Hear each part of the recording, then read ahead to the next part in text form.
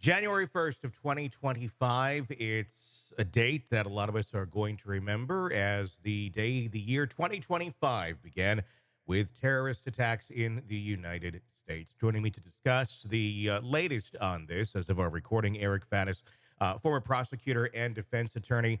This is going to be a very fascinating one to watch and how this plays out. And I want to get your take on this initially. If you can kind of explain. Obviously, we have the individuals who were initially responsible, at least physically responsible for these attacks at the scene, both of them dead. As of our recording right now, there may be others out there. There may be people who helped in this or planned in this. Legally, where does this go from here with your two main perpetrators being deceased? Right. At least as this investigation is developing, what it appears to some is that there was a larger operation going on. Now, the individuals who are dead, of course, they cannot be charged with a crime. So Mhm. criminally, there's no option there. Civilly, is there a way to bring a claim against their estates? Possibly, but is that really efficacious? Hard to say. Really, where the focus is going to be going forward, I think, is determining if there were other people involved, if this was a more concerted effort, if there were other planned violent events, and if there are people who are alive who are responsible for those events, and looking into those folks.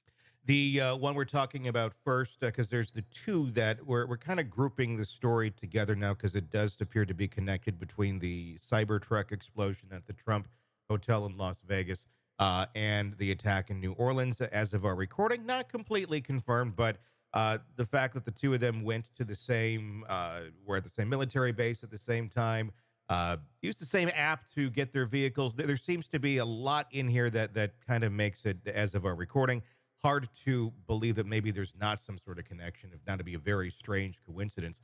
Shamsud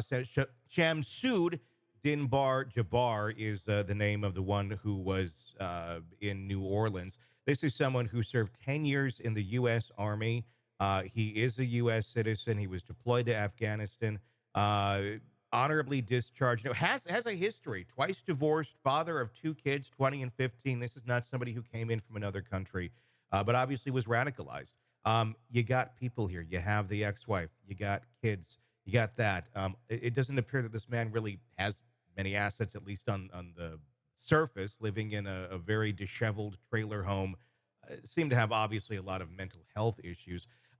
What about that family? What about those kids that are out there now? I mean, what sort of repercussion? I mean, obviously they're not involved in this, but the societal repercussions, I guess, is what I'm speaking of, for being connected to someone like that. In a legal standpoint, I mean, what sort of advice would you give to that family who very likely is just as shocked as everybody else that this person did these things? Oh, sure. So even if there is no criminal case against a dead person, there are national security concerns, and there's an investigation that's going to take place that's going to delve into this person's family, their friends, coworkers, all of that.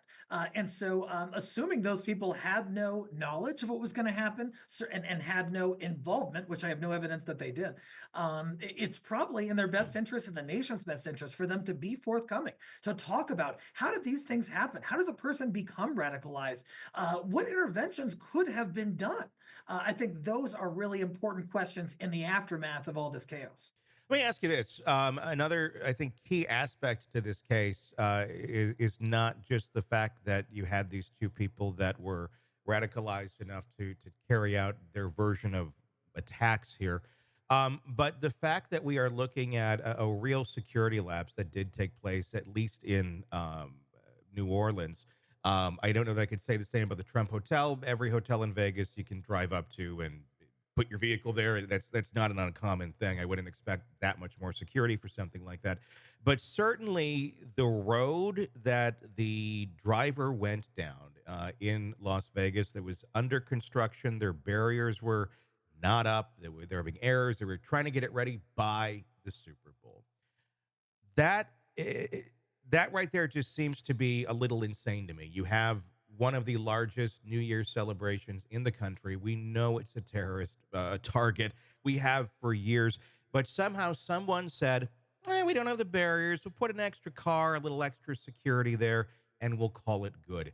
This to me just seems like an insanely ignorant thing to do, and that may be all it is. It may just be incompetence and people, I don't know, not seeing the possibilities of what people are capable of doing. But that seems like a big glowing error on the part of the city that they did not have this secured better than they did, knowing the potential target that New Orleans is. Yeah, I mean, certainly an issue a lot of people are raising. I'm very familiar with New Orleans. I got engaged there. We go there about once a year. Been to Mardi Gras several times. And so you have Bourbon Street, and what it sounds like is they were sort of working on some barriers so cars couldn't drive in there because it's something people walk on, especially on New Year's Eve. And there are also police vehicles trying to block folks, but those didn't work. Now, how many safety mechanisms can we put in place? How safe can we possibly be? Do we need to like bubble off these big areas where there are big events and do something like that? I mean, we get to a point where is there a ton else that could have been done? If they had these barriers erected effectively, would that have stopped the vehicle? Probably. Could that vehicle have chosen a different street or a different event? I think so. And so it's hard for me to think like what else could have been done. Although certainly there were other measures that could have been made more effective. Obviously, Bourbon Street, it's a road people walk on. It's not intended for a driving street anymore. Um, but look at New York City. That's a place that they're prepared for this damn thing. And they make it miserable too. I mean, if you want to go watch the ball drop, you're probably going to have to wear Depends and then get into an isolated area for the next 20 or so hours waiting for that time to come. That's literally what people do there. I can't say I'd ever sign up to want to do something like that if you're in one of those specific zones in New York City. And I can't imagine that working the same way in New Orleans. But it just seems like a dramatic lapse. I mean, I've seen, local events in much smaller communities. They bring in the big concrete barriers, things like that. It can't just be answered with a cop car here and a few extra people. If someone's determined, as we obviously saw, I don't know. I'm not a security expert, but I'm a common sense expert and someone who's lived through 9/11 and other things. And you go and look at this stuff and go, yeah, there's a way they could get through there. There's a way they could get through there. If I, as an average citizen, can see this, why on earth did the police and those in charge of security not look at this and go, look, if somebody's determined enough, they're gonna get through here. Why don't we put some more concrete or something? The other question I would be asking would be, is there somebody on the inside with this that also said, maybe we should? I don't know. It seems very ignorant. And ignorant can sometimes look like maybe there's something more to it. And that's probably all it is. But I'm wondering if they're going to be looking at that as well. I would certainly think so, to see if somebody connected on the inside helped enable this. I'm not saying they did, but I'm saying that must be an angle they're going to have to be looking at. I think the Times Square ball drop example you give is really illustrative because you're right. There are thousands upon thousands of folks, and they do take severe measures to make sure there's not a car that's going to be Mhm. ramming people in there. I wonder if there was maybe a bit of naivete on behalf of New Orleans officials, thinking, oh, those sort of things happen in New York. Maybe they happen in LA or something, but New Orleans, this is down south, good country, whatever. And there's not going to be a terrorist attack here. And lo and behold, there was. In terms of, you always need to look at who knew what and what could have been prevented. And if there are individuals who are sort of on the inside of all of this, who had that knowledge and didn't act on it, that's extremely problematic. If there was someone who had the knowledge and gave some material aid to the violators, that's treason. Yeah, I mean, that would be I mean, I hope to God that that is not the case in any of this. My gut is telling me more ignorance than anything else, and people just not really quite seeing the trees before the forest or the potential of what that could be. And the only thing I could say, because I'd be very curious, is the ages of those people who were making these decisions, quite honestly. And that's just more from an understanding standpoint. Because if you don't really have a lot of knowledge, you didn't live through 9/11, or you were too young or whatnot, if you remember those years right after, I know you're a bit younger than me, but I'm sure you remember that time in that place where our security was crazy everywhere we went, and we're all, oh, this kind of sucks, but we kind of got used to it, and it has certainly declined in the last 25 years. And I don't really know why, because we keep hearing and seeing horrible things happen all over the country and all over the world, especially with people driving through places. I don't understand how this was overlooked because this seems like one of the easiest, most horrible ways to commit get mass casualties at any given time. And this, I think, would be the first thing you'd be trying to tamper off versus anything else because it's such an easy target, an easy way to get in there. Totally, totally. And in advance of our podcast today, I looked up prior like vehicle ramming incidents. This is a thing. This is Oh yeah. emerging. This is becoming more popular among terrorist sects and non-terrorist sects. There was the Charlottesville incident. There was an incident in New York in 2017, not ball drop, but a different street. And so these things are happening because terrorists are realizing, and just bad actors are realizing that this is a way to make this effective. Maybe I can't bring a bomb onto an airplane anymore, but I can drive my car down a street and kill a bunch of people. And maybe that is an action we need to look at more seriously in terms of preventing. It's going to be a wake up call for other events. I mean, I'm honestly shocked that we don't have more things like this happening with the lack of security that we have in so many areas where we have lots of people together. Is this going to be kind of a little refresher wake up call? I mean, it feels like every so many years in our country, things are kind of calm, major horrible things don't happen, and then something, and it's like, oh my God, well, why did we not know this? Or like, we did. We just kind of forgot, when it gets some time between it.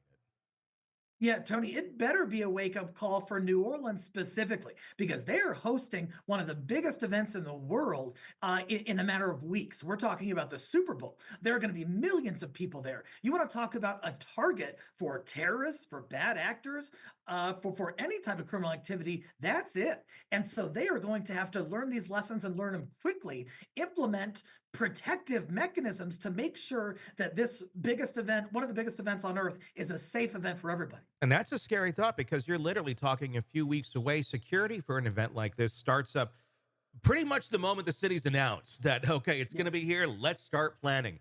I would think most of the T's have been crossed and the I's have been dotted by now.